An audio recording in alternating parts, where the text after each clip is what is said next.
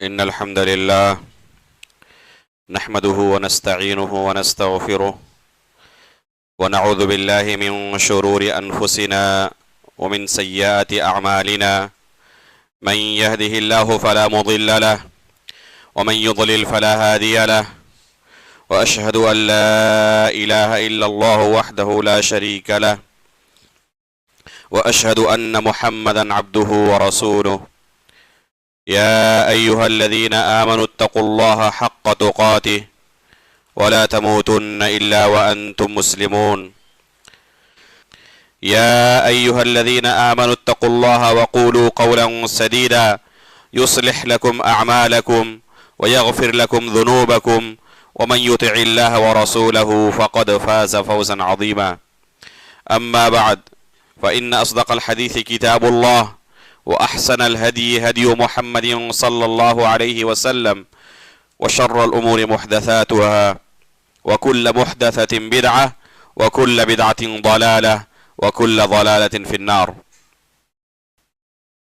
محترم و مکرم حاضرین جمعہ، بزرگوں، دوستوں اور اسلامی بھائیوں،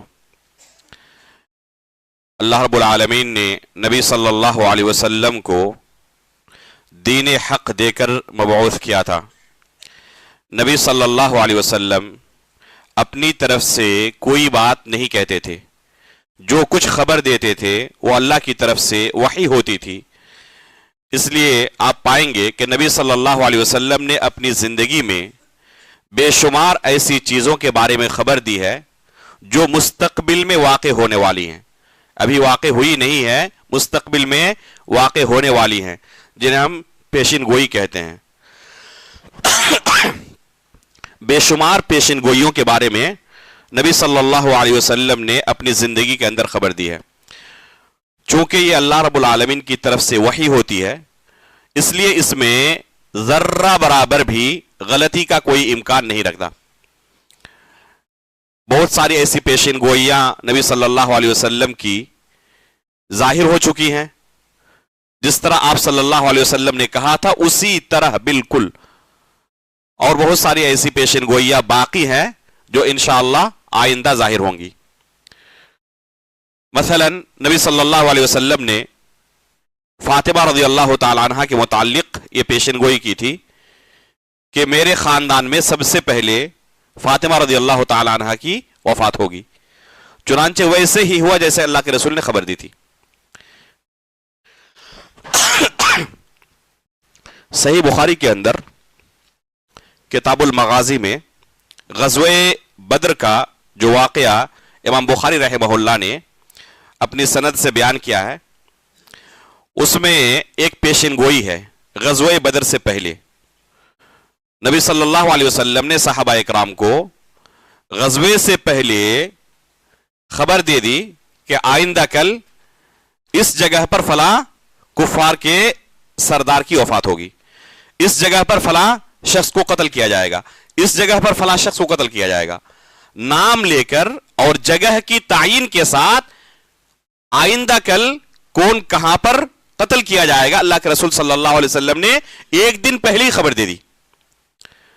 صحیح بخاری کی روایت ہے، صحابہ کرام فرماتے ہیں کہ جب جنگ ختم ہوئی ہم نے دیکھا کہ جن جگہوں کی تعین کے ساتھ، نام کی تعین کے ساتھ اللہ کے رسول نے خبر دی تھی، جنگ کے بعد سب وہیں پر مقتول پڑے ہوئے تھے، سب کو انہی جگہوں پر قتل کیا گیا تھا جن جگہوں کی اللہ کے رسول نے تعین کی تھی۔ تو اللہ کے رسول صلی اللہ علیہ وسلم کوئی خبر دے اور وہ خبر 100% سچ ثابت نہ ہو، یہ ممکن نہیں ہے۔ ہمارا اس پر ایمان ہے، ہمارا اس پر عقیدہ ہے کہ اللہ کے رسول نے اگر کسی چیز کی خبر دی ہے تو وہ خبر سچی ہے، اس خبر کو اسی طرح واقع ہونا ضروری ہے جس طرح اللہ کے رسول صلی اللہ علیہ وسلم نے بیان کیا ہے۔ نبی صلی اللہ علیہ وسلم کی بے شمار پیشن گوئیوں میں سے، بے شمار خبروں میں سے ایک پیشن گوئی یہ تھی کہ یہود 71 فرقوں کے اندر تقسیم ہو گئی تھی اور نصارہ 72 فرقوں کے اندر تقسیم ہو گئی تھی، اور عنقریب میری یہ امت محمدیہ 73 فرقوں کے اندر تقسیم ہو جائے گی۔ ان میں سے سب کے سب جہنمی ہے वसतफ्तरिकु उम्मती हादिही अला 73 फिरका कुल्लुहा फिन्नार इल्ला वाहिदा। 73 फिरकों के अंदर मेरी उम्मत तकसीम हो जाएगी, उनमें से सबके सब जहन्नमी है सिवाय एक फिरके के, एक जमात के। साहबा इकराम ने पूछा अल्लाह के रसूल वो कौन सी जमात है जो नजात पाने वाली जमात है? अल्लाह के रसूल ने फरमाया हुम मा काना अलैहि अना अल-यौमा व अस्हाबी, आज मैं और मेरे सहाबा जिस रास्ते पर चल रहे हैं, जिस अकीदा व मनहज पर कायम है, जिस दीन पर अमल कर रहे हैं, जो भी इस दीन को मजबूती के साथ थामे रहेगा, इस अकीदा और मनहज को अपनाएगा, यही रास्ता उसका भी होगा जो मेरे और मेरे सहाबा इकराम का रास्ता है, तो वो नजात पाने वाली जमात में शामिल होगा। ये अल्लाह के रसूल सल्लल्लाहु अलैहि वसल्लम की पेशन गोई थी। जब अल्लाह के रसूल सल्लल्लाहु अलैहि वसल्लम सहाबा इकराम को इस दुनिया में छोड़कर जा रहे थे, उस वक्त सहाबा इकराम के दरमियान ऐसी कोई जमात नहीं थी दूसरी, सिर्फ एक ही जमात मौजूद थी, वो है सहाबा इकराम की जमात, सही अकीदा रखने वाली और सही मनहज पर चलने वाली जमात, जिस जमात के बारे में अल्लाह के रसूल सल्लल्लाहु अलैहि वसल्लम ने जन्नत की खुशखबरी दी है। लेकिन जैसे जैसे जमाना गुजरता गया, नबी सल्लल्लाहु अलैहि वसल्लम की ये पेशन गोई जाहिर होनी शुरू हुई, इस उम्मत के अंदर इफ्तिराक और इंतशार शुरू हुआ। ये अल्लाह रब्बुल आलमीन की शरीयत है, अल्लाह रब्बुल आलमीन की सुन्नत है कि इस तरह की चीजें आइंदा जाहिर होंगी, जिसकी खबर अल्लाह के रसूल ने अपनी जिंदगी में ही देती थी। चुनांचे अभी सहाबा इकराम का जमाना चल रहा है, सहाबा इकराम बाहयात हैं, किबारे सहाबा मौजूद है, और इस तरह के फितने सर उठाने शुरू कर दिए। सही मुस्लिम की पहली हदीस, उसके अंदर एक फितने का तज़किरा है जो कि सहाबा इकराम के जमाने में ही जाहिर हो चुका था। इमाम मुस्लिम रहमहुल्लाह ने अपने मुकद्दमे के बाद जब अपनी किताब की शुरुआत की है किताबुल ईमान से, तो जो पहली हदीस जिक्र की है, उसी पहली हदीस के अंदर एक फितने का तज़किरा है जो सहाबा इकराम की जिंदगी में ही जाहिर हो चुका था। चुनांचे हुमैद बिन अब्दुर्रहमान अल-हिमयरी और यहया बिन यामुर, ये दोनों ताबिईन में से हैं, ये बसरा के रहने वाले थे। फरमाते हैं कि हम दोनों बसरा से मक्का तशरीफ ले गए, या तो हज की नीयत से या उम्रे की नीयत से। शक के साथ कहते हैं कि या हज करने के लिए हम गए थे मक्का या उम्रे की नीयत से। हमारी ख्वाहिश थी कि काश यहां पर किसी सहाबी रसूल से मुलाकात हो जाए और हमारे इलाके में जो फितना जाहिर हुआ है उस फितने के मुतालिक किसी सहाबी रसूल से हम दरियाफ्त कर लें कि इस मसले में सही कौल क्या है। ये एक नया कौल, एक नई राय, एक नया फितना जाहिर हुआ है, तो इस बारे में हमारे लिए शरीयत की तरफ से क्या रहनुमाई है। देखिए, वो खुद ताबिईन में से हैं, इसके बावजूद खुद फैसला नहीं कर रहे हैं। वहां से बसरा से लेकर मक्का तक की मसाफत आप गौर करें, कहां इराक और कहां अभी मौजूदा सऊदी अरब। उनकी ख्वाहिश क्या है कि किसी तरह किसी सहाबी रसूल से मुलाकात हो जाए और इस फितने के मुतालिक किसी सहाबी रसूल से शरीयत की रहनुमाई हमें मिल जाए कि इस बारे में शरीयत हमारी क्या रहनुमाई करती है। फरमाते हैं कि मस्जिद हराम के अंदर अब्दुल्ला बिन उमर रज़ियल्लाहु ताला अन्हु दाखिल हो रहे थे और हमने उनको पकड़ लिया। अल्लाह रब्बुल आलमीन की तौफीक से अब्दुल्ला बिन उमर रज़ियल्लाहु ताला अन्हु जलीलुल कद्र सहाबी रसूल मस्जिद हराम में दाखिल हो रहे थे और अल्हम्दुलिल्लाह हमें मिल गए। वो एक उनके दाएं जानिब, एक उनके बाएं जानिब हो गए। उसके बाद हमने अपने इलाके में जाहिर हुए फितने के मुतालिक उनसे सवाल किया और कहा कि हमारे इलाके में बसरा में एक शख्स जाहिर हुआ है जिसका नाम माबद अल-जुहनी है। वो तकदीर का इनकार कर रहा है, कह रहा है अन्नल अम्र उनूफुन व अल्लाह कदर, हर चीज जाहिर होने के बाद अल्लाह रब्बुल आलमीन को उसका इल्म होता है। पहले से अल्लाह रब्बुल आलमीन को यह चीज होने वाली है इसका इल्म नहीं होता, बल्कि कब इल्म होता है? जाहिर होने के बाद अल्लाह रब्बुल आलमीन को उसका इल्म होता है। वह अल्लाह कदर और तकदीर नाम की कोई चीज नहीं है। नाऊज़ु बिल्लाहि मिन ज़ालिक। ईमान के अरकान में से एक अहम रुकन क्या है? तकदीर पर ईमान लाना। अब्दुल्ला बिन उमर रज़ियल्लाहु ताला अन्हु फरमाते हैं, कसम खाते हुए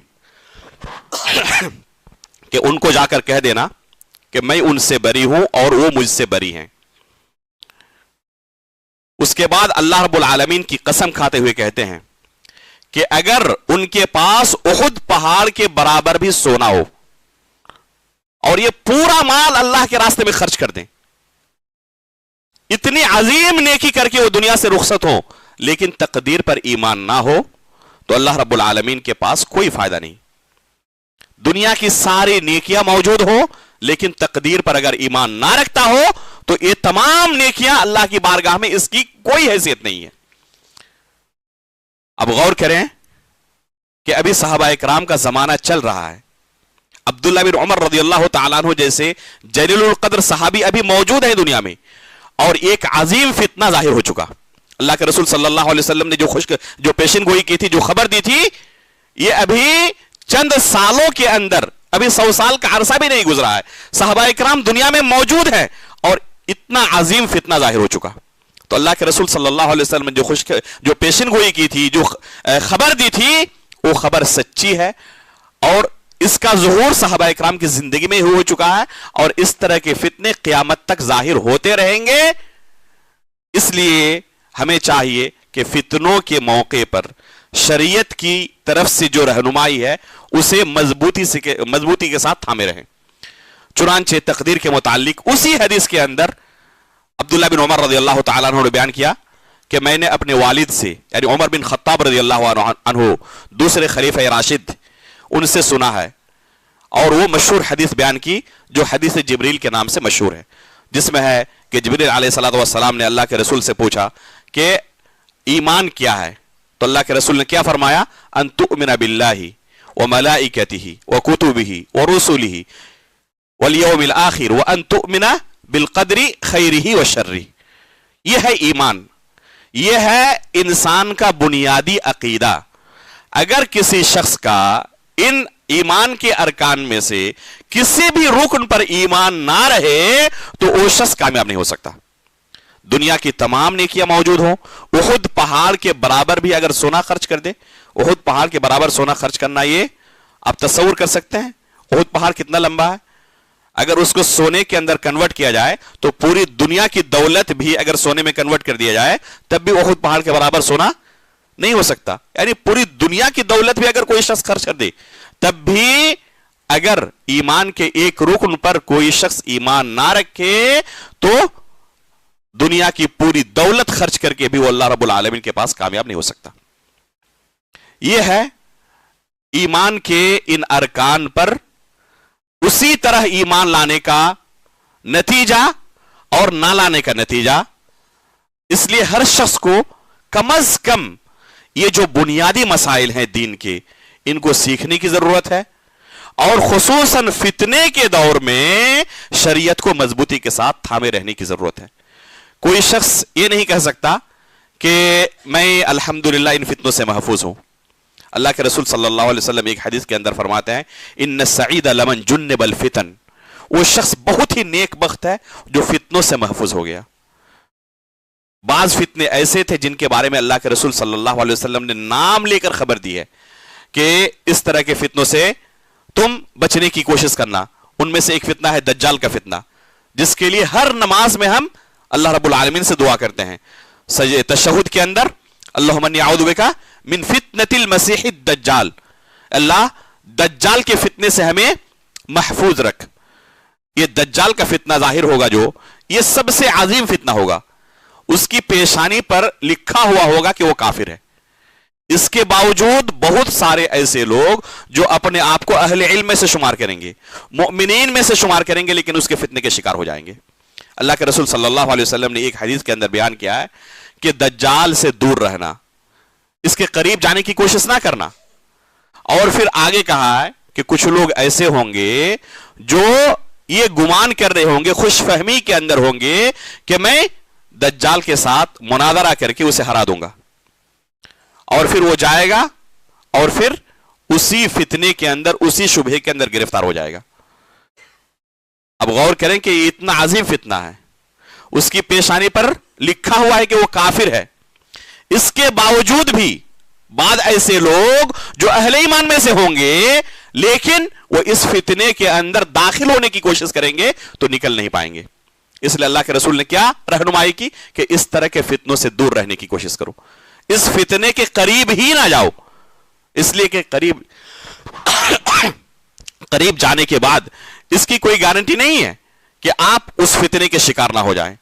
اس لیے شرعی رہنمائی یہ ہے کہ اس طرح کے تمام فتنوں سے انسان اپنے آپ کو بچا کر رکھے۔ ان السعید لمن جنب الفتن، اس طرح کے فتنے آج انٹرنیٹ کے دور میں، سوشل میڈیا کے دور میں ہمارے آس پاس پھیلے ہوئے ہیں، منتشر ہے۔ انسان سوشل میڈیا میں، انٹرنیٹ میں داخل ہوتا ہے اور اس طرح کے شبہات کو پڑھتا ہے، اور کب کس فتنے کو وہ اچھا سمجھ کر اور یہ سمجھ کر کہ اس میں کوئی قباحت نہیں ہے قبول کر لیتا ہے، اور پھر اس کا اسیر بن جاتا ہے، پھر اس کی دعوت دینے لگتا ہے۔ اس لیے سلف صالحین نے رہنمائی کی ہے، بلکہ اس مسئلے میں سلف کے نزدیک کوئی اختلاف نہیں ہے بالاجماع کہ اس طرح کے گمراہ کن عقائد اور نظریات رکھنے والوں سے دور رہا کرو۔ بعد سلف صالحین سے منقول ہے، ان کے پاس منحرف افکار کے لوگ آتے اور کہتے کہ ہم آپ سے ایک جملہ کہنا چاہتے ہیں، ایک بات میری بس سن لیں، تو کہتے تھے کہ ایک حرف بھی آپ سے سننا ہمیں گوارا نہیں، اپنے کانوں میں انگلی ڈال لیتے، پتہ نہیں کب کون سی بات آپ کی میرے دل کے اندر بیٹھ جائے اور پھر میں شبہے کا اور فتنے کا شکار ہو جاؤں۔ اس لیے ضروری ہے کہ اس طرح کے تمام راستوں کو بند کر دیا جائے اور انسان اپنے ایمان اور عقیدے کی حفاظت کرے، کیونکہ یہ سب سے بڑی نعمت ہے۔ اب غور کریں کہ صحابہ اکرام کے دور میں ہی اس طرح کے جب فتنے ظاہر ہوئے تو انہوں نے کیا کیا؟ ان کے ساتھ مناظرہ کرنے کی، یا ان کو قریب سے جاننے کی اور ان کے شبہات کو جانچنے اور پرکھنے کی کوشش کی، بلکہ دور رہنے کی تاکید کی کہ ان سے دور رہا جائے۔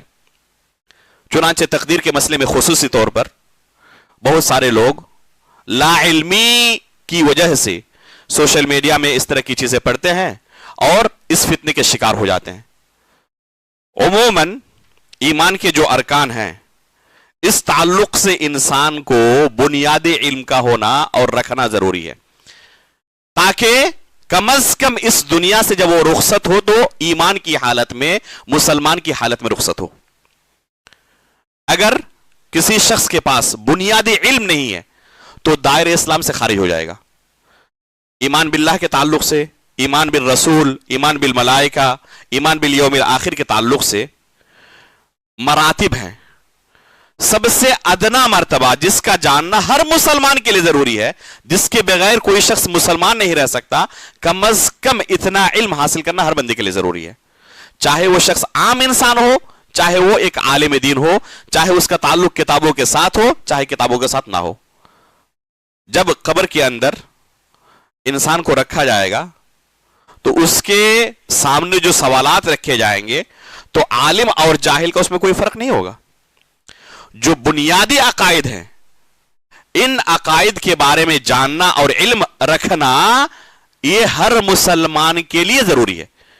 کوئی یہ کہہ کر بچ نہیں سکتا کہ میں عالم دین نہیں تھا اس لیے اللہ رب العالمین پر کیسے ایمان رکھنا ہے مجھے پتا نہیں تھا، یوم آخرت پر کیسے ایمان رکھنا ہے مجھے پتا نہیں تھا، تقدیر پر کیسے ایمان رکھنا ہے مجھے پتا نہیں تھا، یہ کہہ کر وہ بچ نہیں سکتا۔ کم از کم بنیادی علم رکھنا ہر بندے کے لیے ضروری ہے کہ اس کے تعلق سے بنیادی علم رکھے۔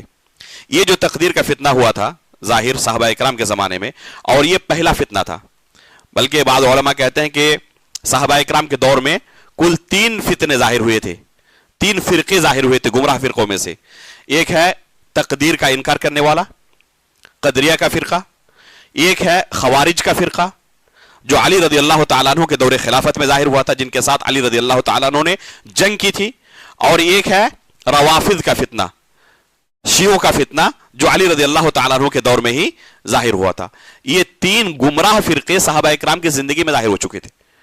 ان میں سے صحیح مسلم کی اس پہلی روایت میں قدریہ کے فرقے کے بارے میں امام مسلم رحمہ اللہ نے بیان کیا ہے کہ یہ فتنہ صحابہ اکرام کی زندگی میں ظاہر ہو چکا تھا، جو کیا کہتے تھے ان الامر انوف واللہ قدر، کہ ہر چیز ظاہر ہونے کے بعد اللہ رب العالمین کو اس کا علم ہوتا ہے اور تقدیر نام کی کوئی چیز نہیں ہے۔ اب غور کریں کہ کتنا خطرناک جملہ ہے یہ، ان الامر انوف واللہ قدر، کہ ظاہر ہونے کے بعد اللہ رب العالمین کو اس کا علم ہوتا ہے. ایک شخص مثلا یہ مسجد بنی ہے, اس مسجد کے بننے سے پہلے اس کی کتنی پلاننگ ہوئی تھی, اس کی تخطیط ہوتی ہے, کس انجینئر کو بلائیں گے, کون سی زمین ہوگی, کتنا پیسہ خرچ ہوگا, کس شکل و صورت میں اس کو ہم بنائیں گے, اس کی پوری تخطیط کرنے کے بعد پھر اس میں انسان کام کرنا شروع کرتا ہے, اور پھر تخطیط کے بعد یہ چیز ظاہر ہوتی ہے. کیا یہ ممکن ہے کہ پہلے سے کوئی پلاننگ ہونا اور اچانک یہ کوئی چیز ظاہر ہو جائے؟ اگر اچانک ایسی کوئی چیز ظاہر ہو جائے تو اسے اس طرح متقن اور محکم انداز میں پورا کرنا ممکن نہیں ہوتا. اللہ رب العالمین کے لیے یہ کتنی توہین کی بات ہے یہ کہا جائے کہ اللہ رب العالمین کو کوئی چیز ہوگی اس کے بارے میں پہلے سے پتا ہی نہیں تھا, اور جب وہ چیز ہو گئی تب اللہ رب العالمین کو اس کا علم ہوا. ایک عام شخص کے لیے بھی کوئی شخص یہ کہنا گوارا نہیں کرتا کہ مثلا وہ کوئی کام کر رہا ہے تو بغیر کسی پلاننگ کے کر رہا تھا. یہ پاگل جو ہوتے ہیں وہ ایسے کام کرتے ہیں جن کی کوئی پلاننگ نہیں ہوتی ہے. ایک چھوٹا بچہ ہوتا ہے جو بغیر کسی پلاننگ کے کوئی کام کرتا ہے. جن کو بھی اللہ رب العالمین نے عقل کی نعمت سے نوازا ہے, کوئی بھی کام کرنے سے پہلے, جیسے ابھی آپ مسجد آئے ہیں تو اس سے پہلے آپ نے سوچا کہ مجھے جانا ہے فلاں جگہ آج خطبہ سننے کے لیے, تو کوئی بھی کام انسان کرتا ہے اس سے پہلے ارادہ کرتا ہے, سوچتا ہے, اس کے لیے پلاننگ کرتا ہے. اور اللہ رب العالمین کے لیے کوئی یہ عقیدہ رکھے کہ اللہ رب العالمین کو پہلے سے علم ہی نہیں تھا کہ میں کیا کرنے والا ہوں, کیا کچھ ہونے والا ہے, ہو جانے کے بعد اللہ رب العالمین کو اس کا علم ہوا, یہ اللہ رب العالمین کی توہین ہے اور یہ تقدیر کا انکار ہے. عبداللہ بن عباس رضی اللہ تعالیٰ عنہ کہا کرتے تھے القدر نظام التوحید, تقدیر پر ایمان لانا یہ توحید کا اہم محور ہے. توحید کا پورا سسٹم تقدیر پر ایمان لانے کے ساتھ جڑا ہوا ہے. اگر کوئی شخص تقدیر پر ایمان نہیں رکھتا تو اللہ رب العالمین کی وحدانیت پر بھی ایمان نہیں رکھتا. اسی طرح عبداللہ بن عباس رضی اللہ تعالیٰ عنہ فرماتے تھے القدر سر اللہ فی خلقہ, تقدیر پر ایمان لانا اللہ رب العالمین کے مخلوقات کے اندر اللہ رب العالمین کا ایک راز ہے. اور جب راز ہے تو جس طرح کسی کے راز کے بارے میں کوئی شخص جان نہیں سکتا, اسی طرح اللہ رب العالمین کے اس راز کے بارے میں انسان جان نہیں سکتا. ہمیں جو حکم دیا گیا ہے وہ کیا ہے کہ تقدیر پر ہم ایمان رکھیں, چاہے وہ تقدیر اچھی ہو چاہے وہ تقدیر بری ہو. تقدیر پر ایمان لانے کے کل 4 مراتب ہیں. تقدیر پر ہم کیسے ایمان رکھ سکتے ہیں؟ یہ جو ایمان کا ایک اہم رکن ہے جس کے بارے میں عبداللہ بن عمر رضی اللہ تعالیٰ عنہ نے کیا کہا کہ اگر انسان احد پہاڑ کے برابر بھی سونا خرچ کرے, تقدیر پر ایمان نہ ہو تو یہ عظیم نیکی بھی اسے آخرت کے عذاب سے بچا نہیں سکتی.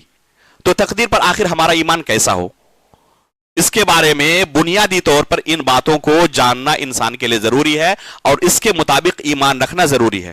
وہ کیا ہے؟ تقدیر پر ایمان لانے کے 4 مراتب ہیں.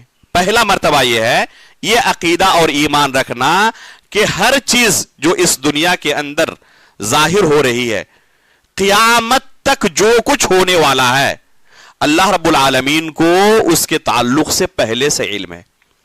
ان اللہ قد احاط بكل شيء علما, اللہ رب العالمین نے قرآن کریم کے اندر کہا ہے کہ ہر چیز کے بارے میں اللہ رب العالمین کا علم پہلے سے محیط ہے.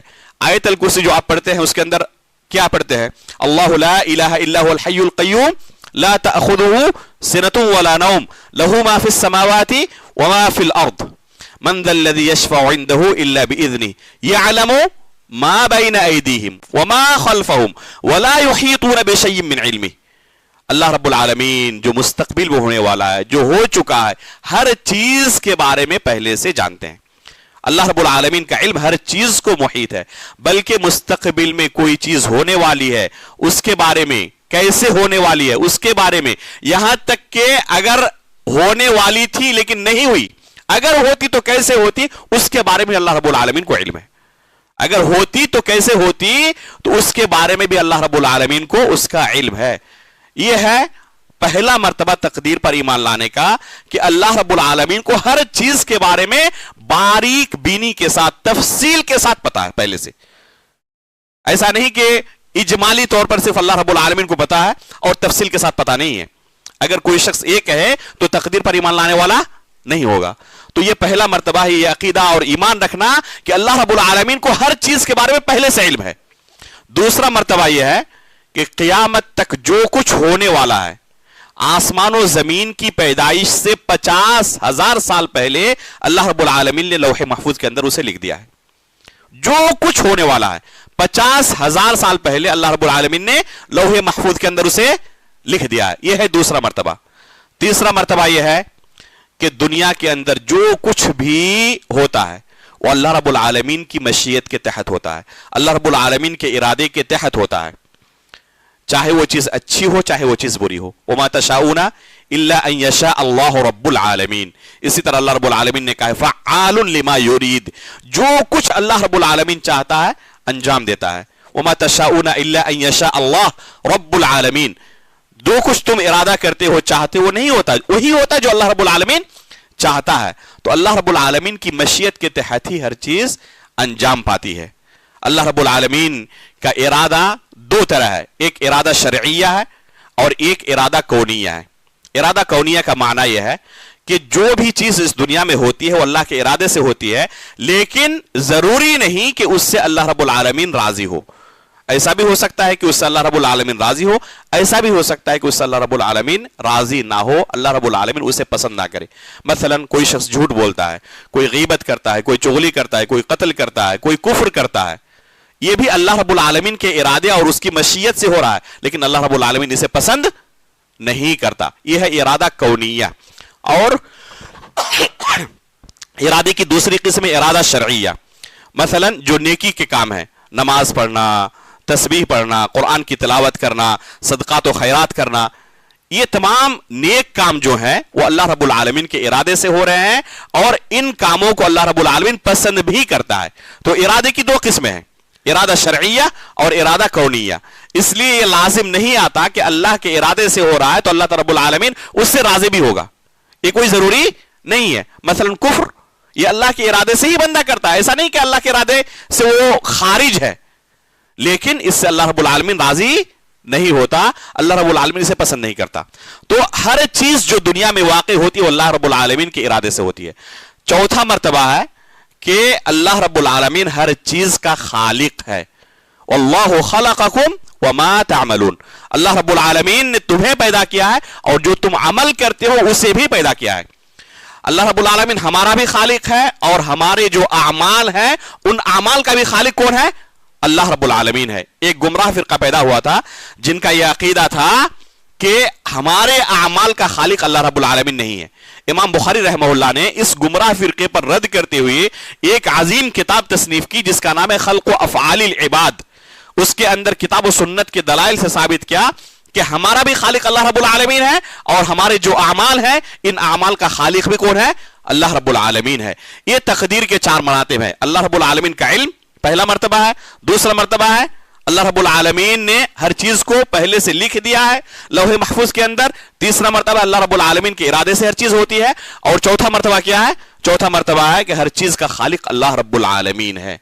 अगर किसी बंदे का ईमान इस तरह रहे तकदीर पर तो वो क्या माना जाएगा कि अल्लाह रब्बुल आलमीन की तकदीर पर ईमान लाने वाला है, चाहे वो अच्छी तकदीर हो चाहे वो बुरी तकदीर हो। अगर इसके बरखिलाफ किसी का अकीदा हो तो तकदीर पर उसका ईमान नहीं है। और तकदीर पर अगर ईमान ना हो तो चाहे वो लाख नेकियां करे, उहुद पहाड़ के बराबर भी सोना खर्च करे, अल्लाह रब्बुल आलमीन के अजाब से नजात नहीं पा सकता। अल्लाह रब्बुल आलमीन से हम दुआ करते हैं कि अल्लाह रब्बुल आलमीन दीन के इन मसाइल को, इन बुनियादी मसाइल को हमें सीखने और इसी के मुताबिक अपनी जिंदगी गुजारने की तौफीक अता फरमाए। आमीन तक़ब्बल रब्बुल आलमीन व सल्लल्लाहु अला नबीना मुहम्मद।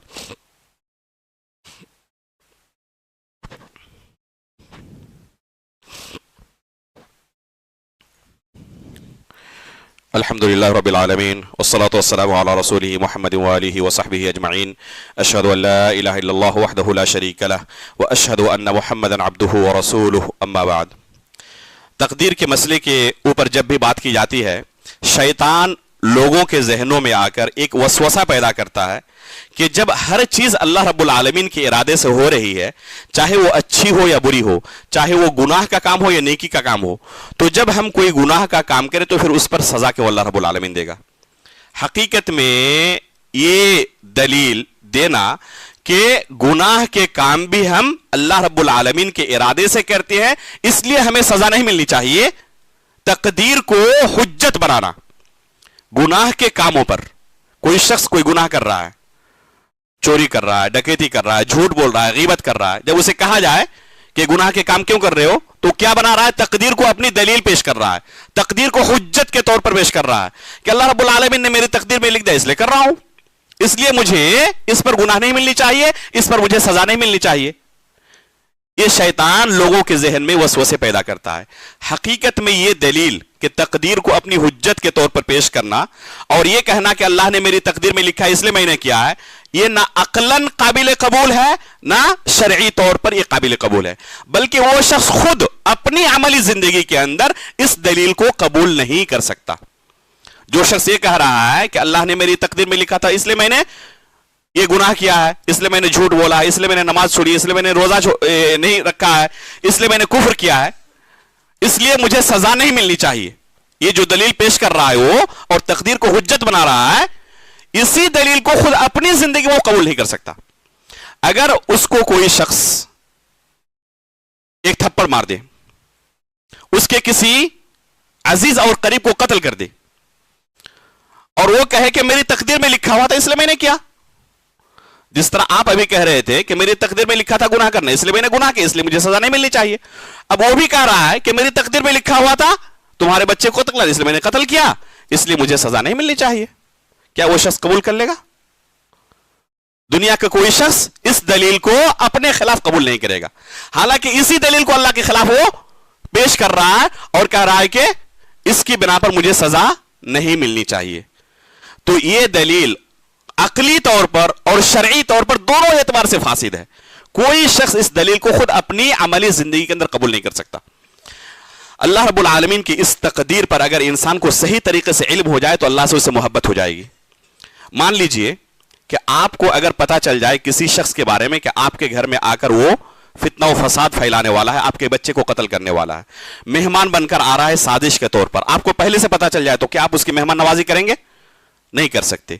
अगर आपने बड़ा दिल दिखाते हुए उसकी मेहमान नवाजी कर ली लेकिन घर आने के बाद हकीकत में उसने आपके बच्चे को कत्ल कर दिया, क्या इसके बाद भी उसके साथ आप एहसान का मुआमला करेंगे?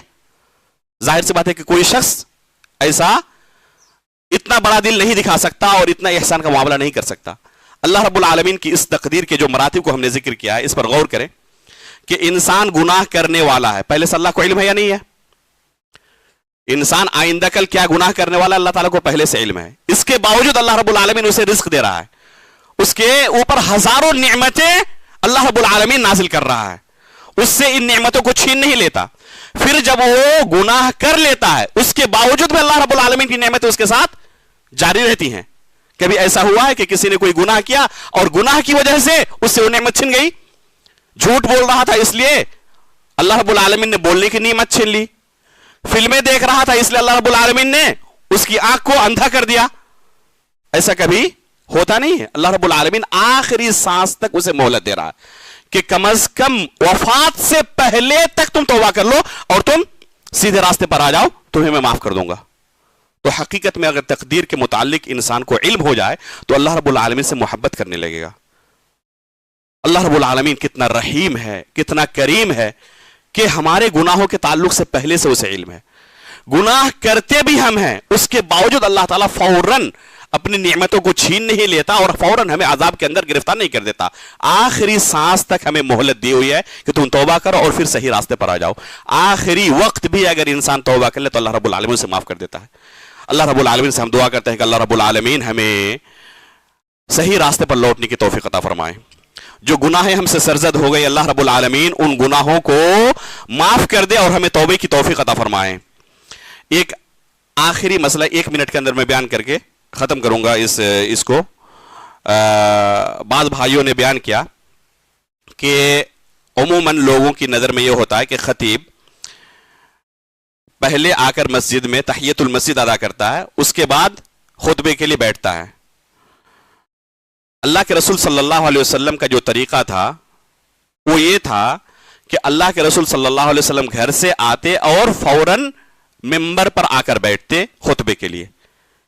تحیت المسجد کے لیے پہلے آنا اور تحیت المسجد پڑھنے کے بعد ممبر پر بیٹھنا یہ اللہ کے رسول صلی اللہ علیہ وسلم کا طریقہ نہیں تھا. اس لیے اصل یہی ہے کہ خطیب فوراً آ کر ممبر پر بیٹھے, یہی اصل طریقہ ہے.